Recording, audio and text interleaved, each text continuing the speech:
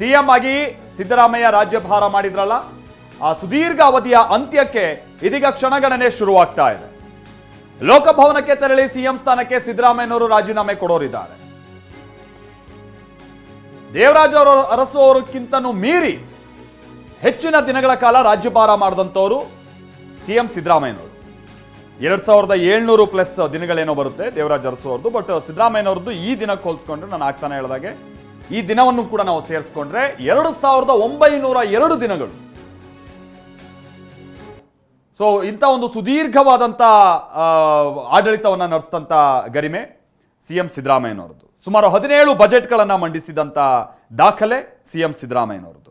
ಆಗ್ತಾನೆ ನಾನು ಹೇಳಿದಾಗೆ 1995ರಲ್ಲಿ 12,600 ಕೋಟಿ ರೂಪಾಯಿ ಬಜೆಟ್ ಗಾತ್ರ ಇತ್ತು ಸಿದ್ದರಾಮಯ್ಯನವರು ಮಂಡಿಸಿದಂಥ ಮೊದಲ ಬಜೆಟ್. ಈಗ ಅವರು ಮಂಡಿಸಿರುವಂಥ ಕೊನೆಯ ಬಜೆಟ್ 2026-27ರ ಬಜೆಟ್ ಏನಿತ್ತಲ್ಲ, ಅದು 4,48,000 ಕೋಟಿ ರೂಪಾಯಿ ಬಜೆಟ್. ಪರ್ಸೆಂಟೇಜ್ ಅಥವಾ ಇಂತಿಷ್ಟು ಟೈಮ್ ಅದು ಹೆಚ್ಚಿಗೆ ಆಗಿದೆ ಅಂತ ಅಂದರೆ ಅದು 100 ದಾಟಿ ಹೋಗುತ್ತೆ. ಅಂದರೆ 100 ಪಟ್ಟಿಗಿಂತಲೂ ಹೆಚ್ಚಿನ ಬಜೆಟ್ ಗಾತ್ರ ಆ ನಂತರದಲ್ಲಿ ಬದಲಾಕೊಂಡ್ಬಂದಿದೆ.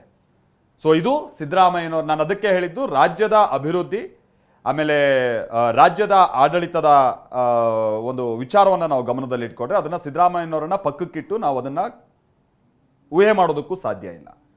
ಹಂತ ಹಂತವಾಗಿ ರಾಜ್ಯ ಹೇಗೆ ಅಭಿವೃದ್ಧಿ ಆಗ್ಕೊಂಡ್ಬಂದಿದೆಯೋ, ಆಡಳಿತದಲ್ಲಿ ಏನು ಬದಲಾವಣೆ ಆಗಿದೆಯೋ ಅದೆಲ್ಲದಕ್ಕೂ ಕೂಡ ಒಗ್ಗಿಕೊಂಡೆ ಆ ಸಿಸ್ಟಮ್ನ ಜೊತೆಗೇನೆ ಸಿದ್ದರಾಮಯ್ಯನವರು ಬಂದಿದ್ದಾರೆ.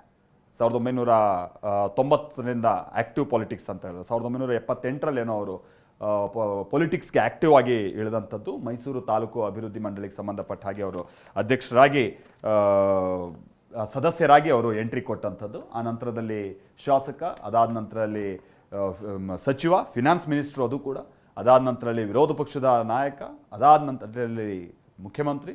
ಇದೊಂದು ಸುದೀರ್ಘವಾದಂಥ ಪಯಣ ಸಿದ್ದರಾಮಯ್ಯನವರದ್ದು. ಅದರಲ್ಲಿ ಹಲವು ಏಳು ಬೀಳುಗಳನ್ನು ಕಂಡಿದ್ದಾರೆ. ಆಮೇಲೆ ಯಾವುದೋ ಒಂದು ಕ್ಷೇತ್ರ, ಆ ಕ್ಷೇತ್ರದಲ್ಲಿ ನಾನು ಹೋಗಲಿಲ್ಲ ಅಂದ್ರೂ ಗೆದ್ದುಬಿಡ್ತೀನಿ, ಆ ರೀತಿಯಾದಂಥ ಮೊನೊಪಲಿ ಅಲ್ಲ.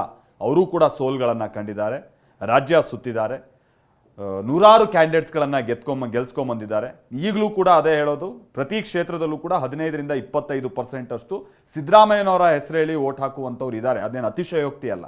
ಅದು ಅಲ್ಪಸಂಖ್ಯಾತರ ಸಮುದಾಯದ ಓಟ್ ಆಗಿರ್ಬೋದು ಅಥವಾ ಕುರುಬ ಸಮುದಾಯದ ಓಟ್ ಆಗಿರ್ಬೋದು, ಓವರಾಲ್ ಅಹಿಂದ ಓಟ್ಸ್. ಆ ಕಾರಣಕ್ಕಾಗಿಯೇ ಈಗಲೂ ಕೂಡ ಹಲವು ಶಾಸಕರುಗಳು ಸಿದ್ದರಾಮಯ್ಯನವರ ಎದುರು ನಿಂತು ನೀವು ನಂಗೆ ಬೇಡ ಅಥವಾ ನಾವು ಇನ್ನೋರು ಆ ನಾಯಕನ ಆಯ್ಕೆ ಮಾಡ್ತೀವಿ ಆ ಹೇಳೋ ಧೈರ್ಯ ಇರಲಿಲ್ಲ, ಆ ತಾಕತ್ತು ಇರಲಿಲ್ಲ. ಅದು ಕೂಡ ಹಳೆ ಮೈಸೂರು ಭಾಗವನ್ನು ಪಕ್ಕಕ್ಕಿಟ್ಬಿಡೋಣ, ನಾವು ಈ ಉತ್ತರ ಕರ್ನಾಟಕ ಭಾಗ, ಮಧ್ಯ ಕರ್ನಾಟಕ ಭಾಗ ಅದು ಸಾಧ್ಯನೇ ಇರಲಿಲ್ಲ ಆ ಮಟ್ಟಿಗಿನ ಎದೆಗಾರಿಕೆ ತೋರಿಸ್ಬಿಡ್ತೀನಿ ಅಂತ ಅಂದರೆ.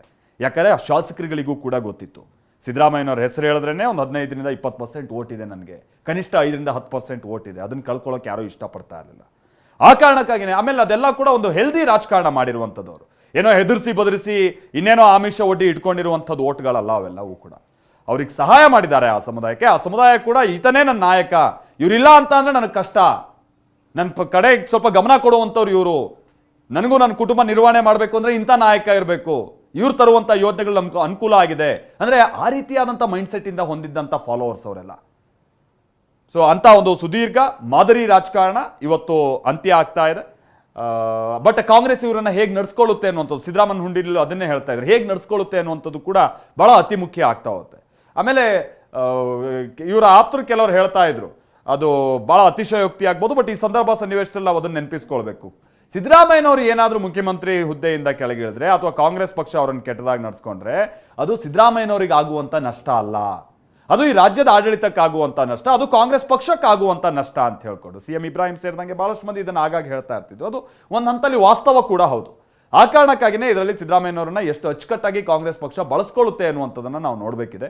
ಏನೋ ಹೇಳಿದಾರಂತೆ ರಾಜ್ಯಸಭೆಗೆ ನೀವು ಬರಲೇಬೇಕು, ಒಂದು ಹಂತಲ್ಲಿ ಬಹುಶಃ ರಾಜ್ಯಸಭೆ ವಿರೋಧ ಪಕ್ಷದ ನಾಯಕ ಆದರೂ ಆಶ್ಚರ್ಯ ಇಲ್ಲ ಅಂತೆಲ್ಲ ವಿಶ್ಲೇಷಣೆ ನಡೀತಾ ಇದೆ. ಅದು ಎಷ್ಟು ಸತ್ಯ ಏನು, ಕಾಂಗ್ರೆಸ್ ಹೈಕಮಾಂಡ್ನ ಮನಸ್ಸಲ್ಲಿ ಏನಿದೆ.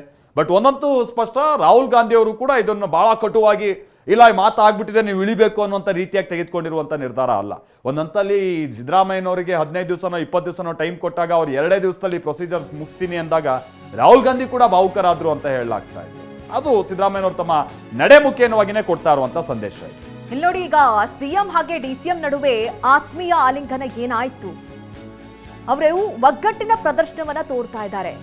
ಒಂದ್ ಕಡೆ CM ಆಶೀರ್ವಾದವನ್ನ ಪಡಿತಾರೆ DK ಶಿವಕುಮಾರ್, DKಗೆ ಅಭಿನಂದನೆಯನ್ನ ತಿಳಿಸಿದ್ದಾರೆ CM ಸಿದ್ದರಾಮಯ್ಯ. ಅಂದ್ರೆ ಅವರಿಬ್ಬರನ್ನ ನೋಡ್ತಾ ಇದ್ರೆ ಎಲ್ಲೋ ಗಲಾಟೆ ಆಗಿ ಏನೋ ಒಂದು ಇಸ್ಕೊಳ್ಳೇಬೇಕು ಅಥವಾ ಕೊಡ್ಲೇಬೇಕು ಅನ್ನುವಂಥ ಮನಸ್ಥಿತಿಯಲ್ಲಿ ಇದ್ದಂತೆ ಕಾಣಿಸ್ತಾ ಇರಲಿಲ್ಲ. ಇಬ್ರು ಕೂಡ ಒಗ್ಗಟ್ಟಿನ ಸಂದೇಶದ ಜೊತೆಯಲ್ಲಿ ಸಾಕ್ತಾ ಇರೋದನ್ನ ನಾವು ನೋಡಬಹುದು.